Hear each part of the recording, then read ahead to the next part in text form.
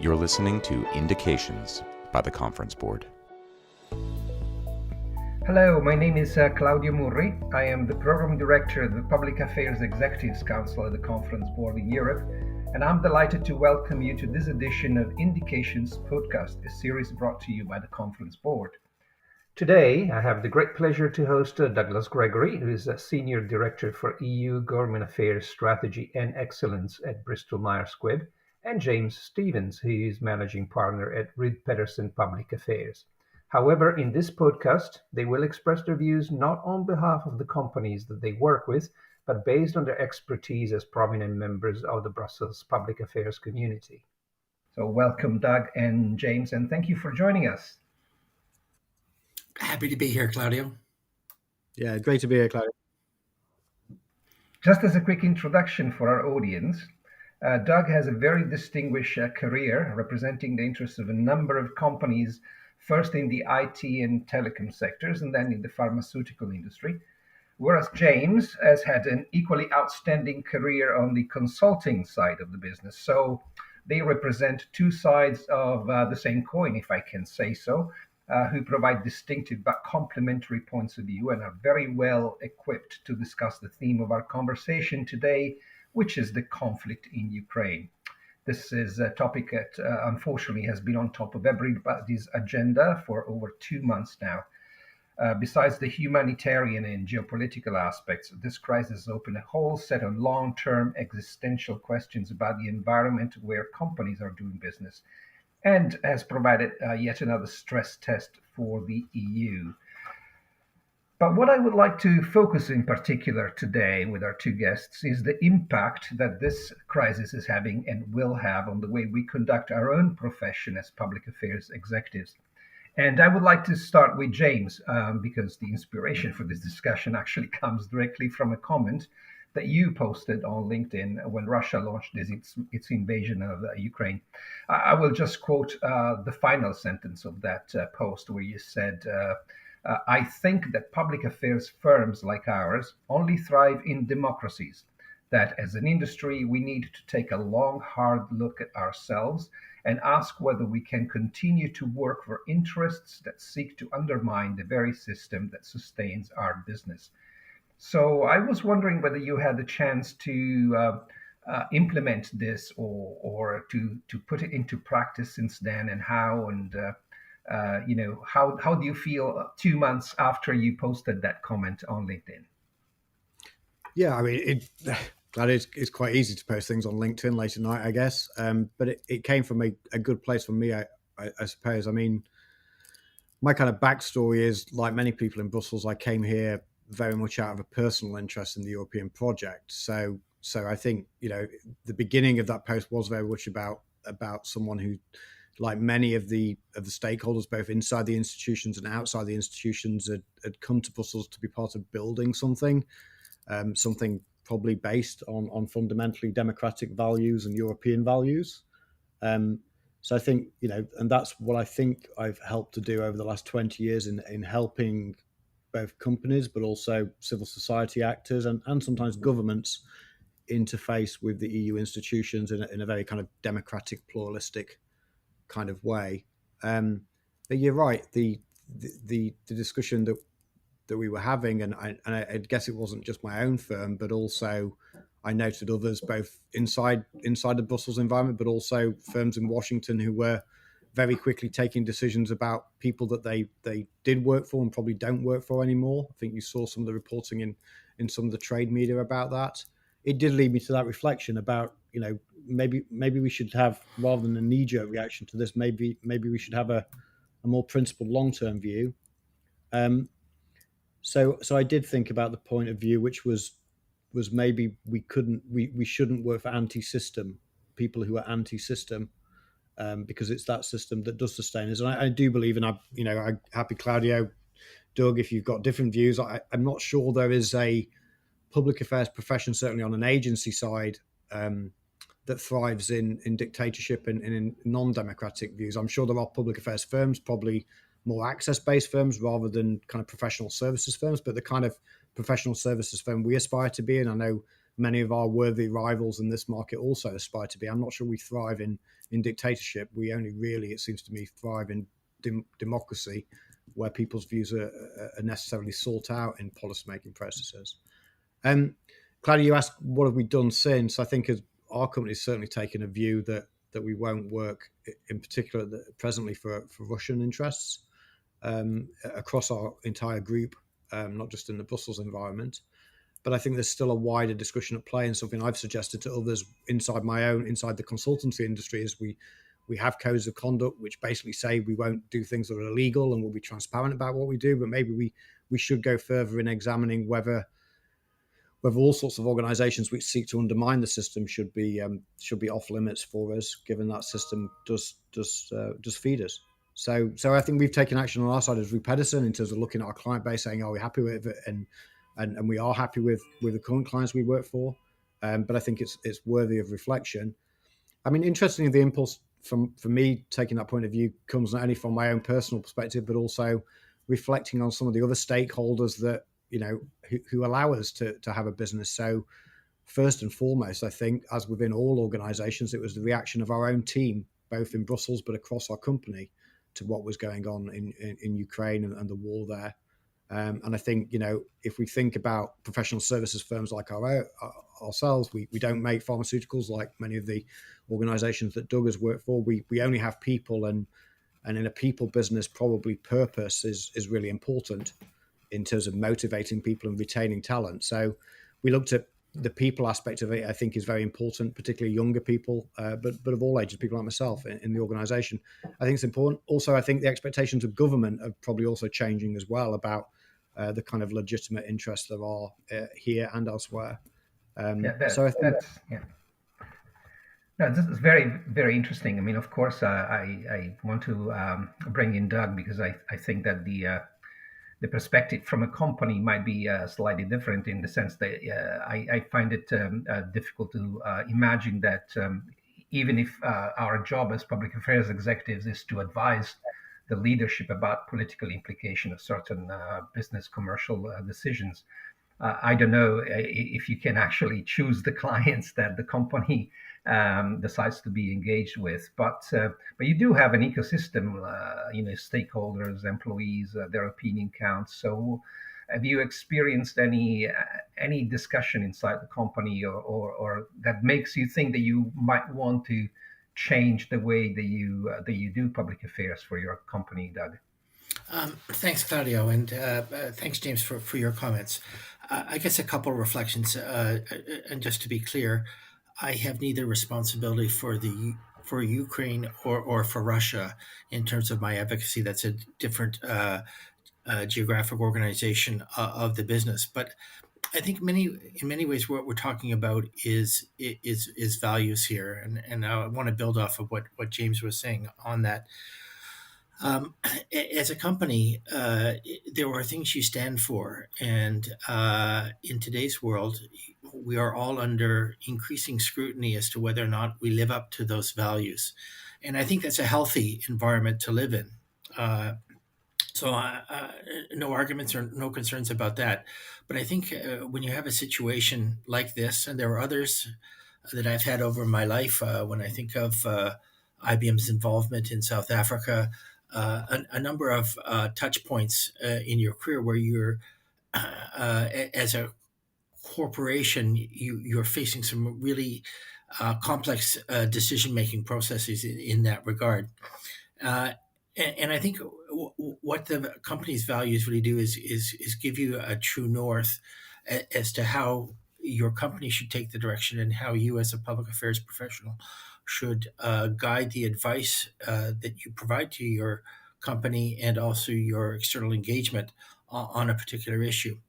And in the pharmaceutical industry, it's amazing. We've just come through a very, very rough 2 or 3 year period of the pandemic, and immense discussions and close partnership with the European institutions with respect to ensuring that supply chains are working across Europe. And we knew that sometimes the first reaction of governments was to shut down corporate supply chains by closing borders.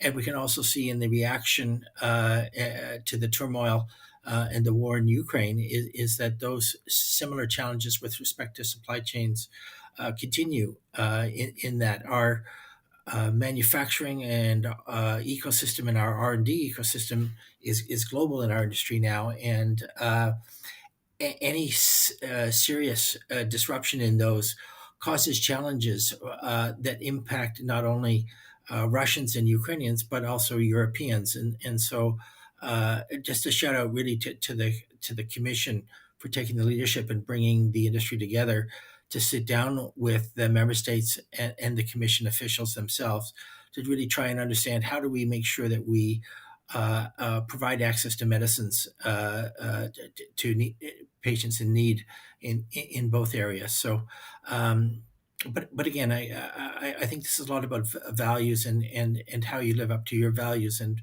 for us, that patient and making sure that seriously ill citizens, irrespective of what country they are in, can get access to medicines is an important driver for where we are. Well, you talk about values, and James mentioned ethics and code of conducts, and we as a profession we've been under scrutiny for a long time. But I would say that part of the focus, or most of the focus, was on the way we interact with policymakers, and we have to do it in an open, transparent, obviously lawful way, following certain guidelines.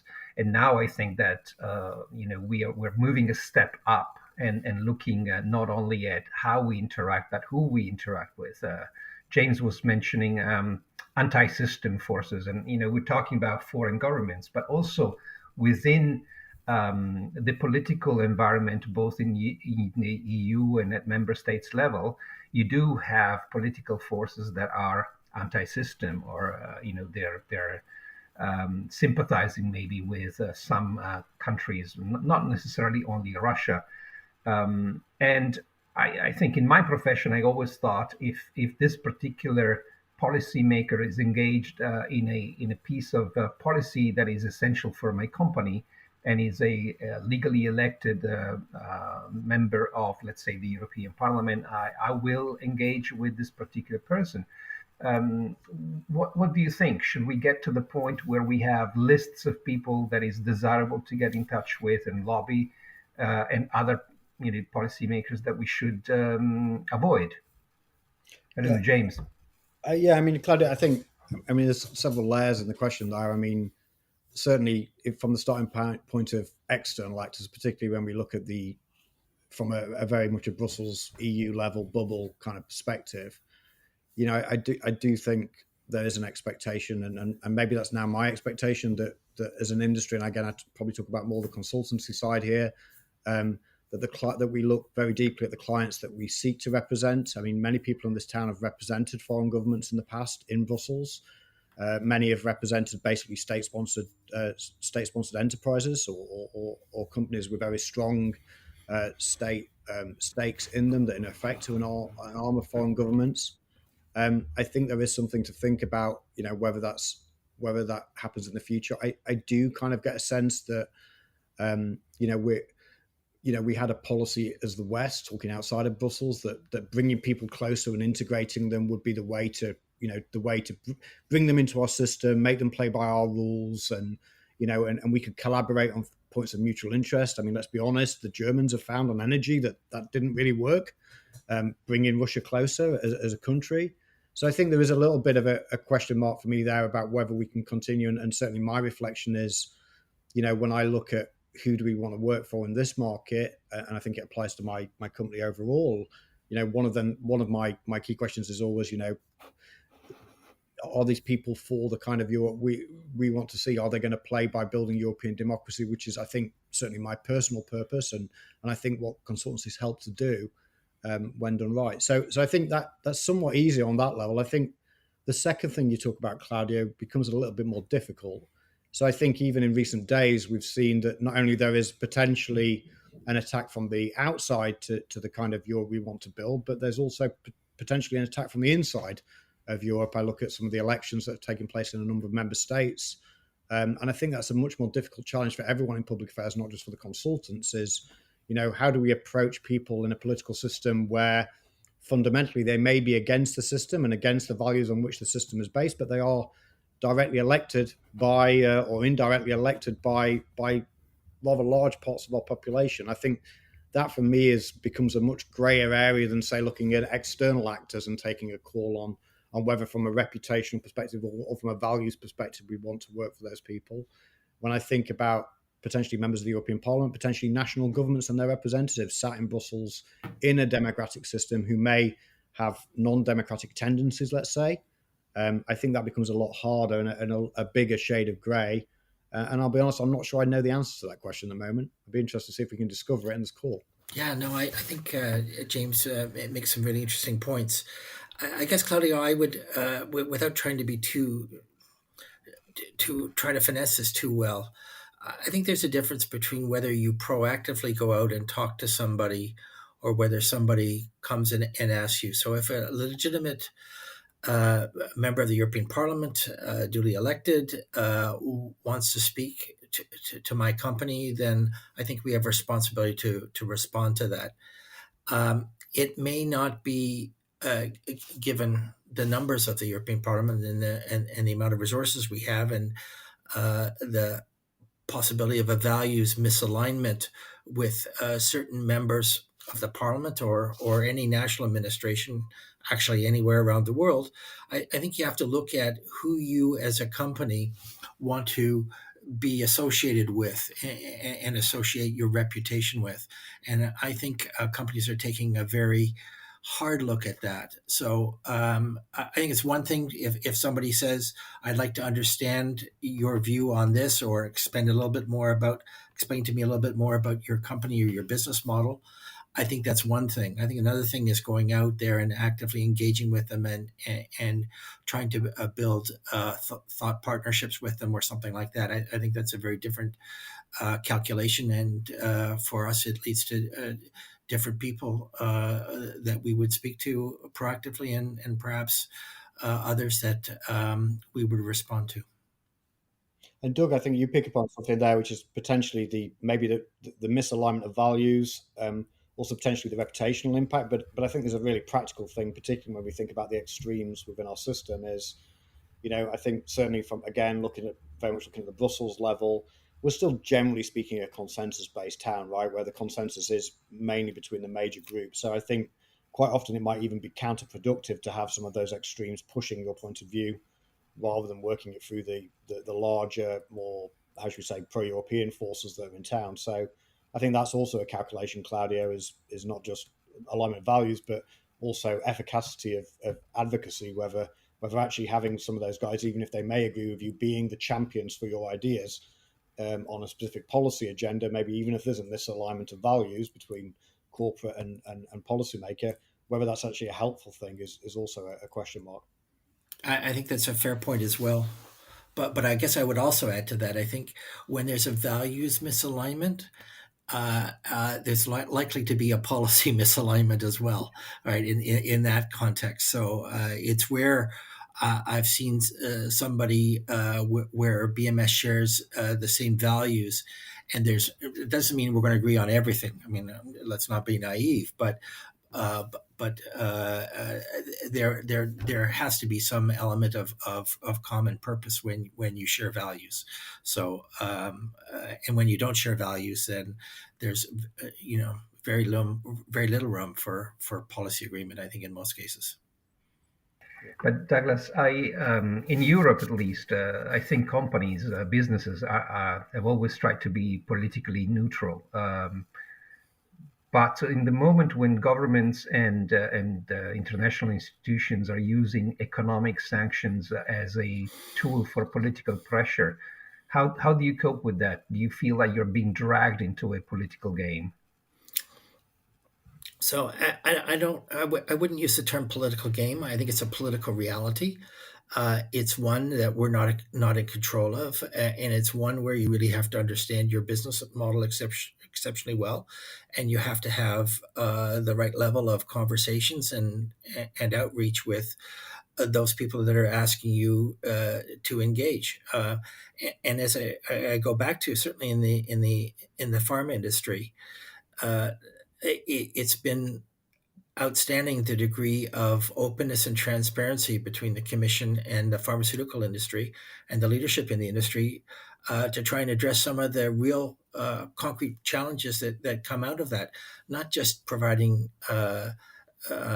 medicines and drugs in Ukraine, but also with the vast number of people that have left and under very tough circumstances to find their ways to other countries in the EU. How do we provide services for them? And that's really where I think those shared values, when we look at how Europe has responded to Ukrainians who have been had to leave their country, the degree of access to education, to medicine, to healthcare, to employment opportunities. I think Europe's done an outstanding job in that regard, in a way that perhaps one might not have thought we would have been able to if we had this discussion 10 years ago or 20 years ago when I first arrived here. And I would think, Claudio, just to pick up on some of the stuff Doug was talking about, I mean, I have a lot of sympathy for our clients here, because I think it's relatively easy for me to say, as a public affairs firm, we're not going to represent the interests that undermine the system coming from outside. And we'll think very hard about how we engage with people coming on inside, because I don't make pharmaceutical products, or I don't make car parts, or I don't have hotels across Russia, or indeed any other jurisdiction which we end up in. And I think there's a real challenge for large corporates, global corporates at least, because I do think, like, we got to a position, let's be honest, right at the end of the Cold War, where whether it was the end of history or not, we kind of thought we won, right? That the kind of, maybe not liberal democracy won, but certainly a kind of rules-based global system where we all agreed, generally speaking, on the principles of the game, and everyone kind of believed that the way to create that was that we all worked by those rules, and we integrated economies, and globalization all worked, and even if we might not share all of the values of every jurisdiction which a global corporation works, we could at least agree some kind of general principles about how the global economy should work. And what's kind of taken me with the war in Ukraine and the Russian invasion has very much been, the way global corporates have reacted and have been forced, in effect, to pick sides, to pick a side. And you've seen it through the things like the Yale list of, shining a light on corporates who haven't been able to do that. And I think that question, and we saw it before, right? We've seen in the tech sector, right? We saw people make statements about what they were going to do and not going to do in China, and suddenly find themselves backtracking a few weeks later about what they would continue doing in China after pressure from Chinese government. So I think, for me, it's a very, I'd imagine, and speaking to some of our clients and heads of global functions within them, I think it's a kind of this current war and the how the West and Russia are looking at, lining up their economic interests and their companies on either side of the debate should provoke, I think, a broader reflection within global corporates about how we're going to deal with a world that maybe the expectations both of citizens/consumers, but also governmental stakeholders is different depending on which part of the world you're in. And we're seeing that currently with Russia, like, God forbid, but it may well happen with other parts of the world in the future as well. Maybe this is only the beginning. And I think it's a very challenging and interesting time, if I was heading up strategy for a global corporate, about what that mean, not just for my government relations function, but also for how I structure my company legally, right? And do I need a more regional strategy rather than a global strategy? I think it's a really, for me, it feels like a game-changing time. I know we're talking about public affairs today, but I guess if I'm a global corporate and I'm predicting into the future, I'm looking at being a much more challenging time for me to be that global corporate. Yeah, no, I agree 100%. This is a time of profound changes, and it's probably too early to even try to understand what these changes are going, or how far-reaching these changes are going to be. I mean, going back to what you were saying about this genuine enthusiasm at the end of the Cold War to try to inglobate some of the economies into our rule-based global system, and I've been lobbying for companies that really were trying to get some of these countries into the WTO, or end of embargo, for example. I remember when the U.S. ended its embargo of Vietnam, and trying to get Vietnam into the global system. And I don't have regrets. I think it was a genuine and good idea, which has now gone under stress. But there is a feeling that sometimes, as public affairs functions or government relations functions within companies, we tend to focus very much on the day-to-day. What is this directive? What is it going to do to impact our business? And maybe we need to take a wider strategic view. I mean, another example, which is luckily not as dramatic as the Ukrainian conflict, but Brexit. Business stayed out of the debate basically because they didn't want to get involved in something that was politically very toxic in the UK. But the result is that a lot of businesses might have regretted not being more vocal at the time of the debate. So I don't know. What is your view, for example, Doug? Would you get more connected to these strategic functions of the company, examining this new world order? So a couple of reflections on that.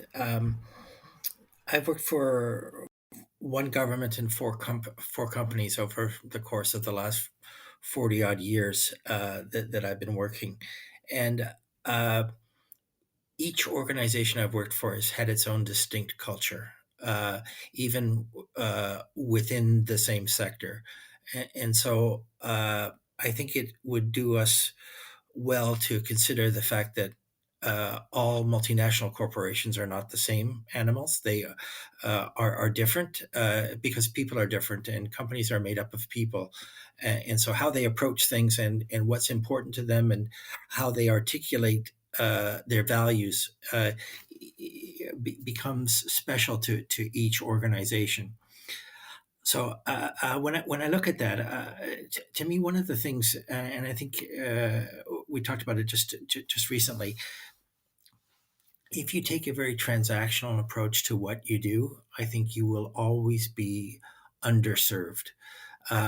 Most of the organizations that I've worked for out of the five, have been commercial organizations, and so they have a natural focus on a commercial time line or commercial time frame that they can make commercial decisions in. But the political timeline and the political context runs by different timelines than commercial interests do. And I think one of the real values that we help our companies that we work for understand, or our clients, is really how do you align those? And it's that timing difference. Over my career, I've seen countries move from governed by left to right to communist to democracies, and that's because things change over a period of time. And I think if we are too quick to rush to stop all human interaction between other types of humans, then that becomes a problem for us in the longer term. I think we have to be very thoughtful and careful about how we engage with others, and we talked about that in a little bit earlier in this call. But just because you don't share all the values of another person, you're never going to know unless you have some way of communicating with people in a country that's going through change. And all of our countries and all of our economies are going through enormous change, whether it's technologically driven, whether it's economically driven, whether it's pandemic driven, whatever's happening. And I think for us in our profession, it's important to keep our eyes on the mid to long term. We have to adapt, and quite rightly so, at a tactical level in the short term. But I would not want to see people writing off large parts of the world. I don't think that does humankind, any favors. I mean, Doug, I think I agree to a certain extent. I would agree. I was just thinking about when you have even within individuals, when you have a conflict which is based on values or principles, the likelihood of engagement changing those values or principles is probably low, but engagement might help you understand where the other side is coming from. And I think so. I think in the case, if kind of reflection from the outside of the whole thing, but I think in the case of the current war in Ukraine, and the actions of the Russian government, I think maybe there was potentially a lack of engagement on the West in the right way, in the fact that we just didn't understand the motivations and how they were thinking about the thing, and assumed perhaps that their values and principles and where they were going to end up were probably somewhat more similar to our own than were the reality. And so I would agree with you that closing all contact off is probably not the way to go, but probably contact with a goal of understanding better where they're coming from, rather than any expectation of change, and being guarded in the fact that they probably won't change behaviour because those values are very different. Well, is probably the way to go. okay, maybe one last question. So, in this scenario, do you see your role to be more relevant in the future, less relevant, or just the same? Oh, question. Douglas. I would argue for just the same. I mean, the principles and the values that I try to espouse in my work aren't changing, because this is a terrible situation that's happened, and governments, as government should, are taking decisions about how our societies will interact, and where they will and where they won't interact, what sanctions look like, what they don't look like.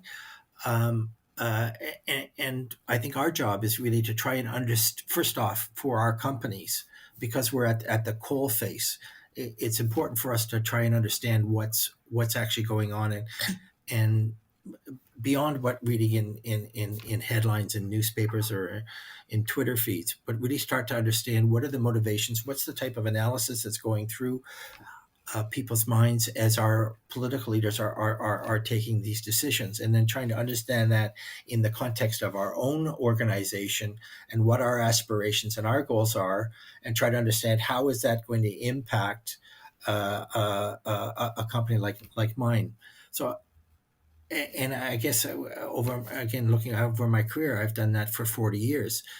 Sometimes what's changed on the outside is not as profound as what's happening now, but sometimes it is. And how you deal with that as a company, those are leadership decisions that are certainly above my pay grade. But my job is to help my leadership understand what those changes are, why those changes are happening, so that we as a company can reflect on those and feed those back, and make decisions about how we want to go forward as an organization.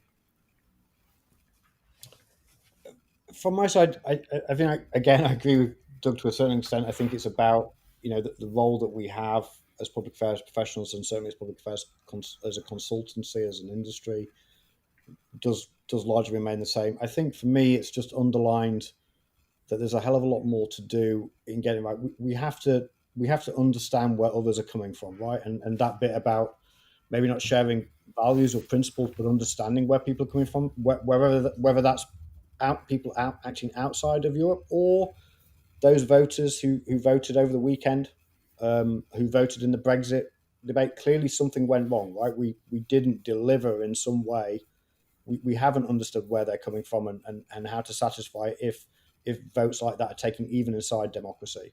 So I do think there's a bit that for all of us within Brussels is to be part of a system that shows that democracy works, but also to show that a democratic system like the one we have at an EU level can deliver the outcomes that satisfy those needs, and that address some of those needs. And I think we should all look at ourselves and perhaps say we're in Brussels that we failed to do that, because we wouldn't be having votes like the one we saw over the weekend. We wouldn't have votes like the one we saw in 2016 if we delivered. I think for me, it's about helping our clients be part of a democratic debate, but it's also about we clearly need to work better on coming up with policy solutions that do deliver for Europeans. Because if not, we're going to see more votes, worse votes than we saw over the weekend, and we're going to see more countries leave the EU. And so maybe we need to in some way redouble our efforts, not to do more of the same, to listen better to some of those people who've been left behind, but also to make sure that the policies this place generates not only deliver things like decarbonisation, if you want to take the big Green Deal agenda, but in a way that's socially just, which I think this Commission gets, and I think many of the actors in this town want to get behind as well. So I think we need to redouble our efforts like that, Claudio, and maybe our role becomes even more important, because if we don't deliver those kind of things, I think it only gets worse. All right. Well, that's great. Thank you very much, James and Douglas, for your very interesting perspectives on this historical moment, which I think is going to impact. It's impacting and will impact not only our lives but also the way we conduct our professional. So I would also like to thank our listeners for being with us. If you enjoyed this episode, please remember to subscribe to our Indicator podcast series or explore the entire catalog of podcast programming from the Conference Board by visiting our website at tcb.org/podcasts. I'm Claudio Murri, and this podcast has been brought to you by the Conference Board. Thank you.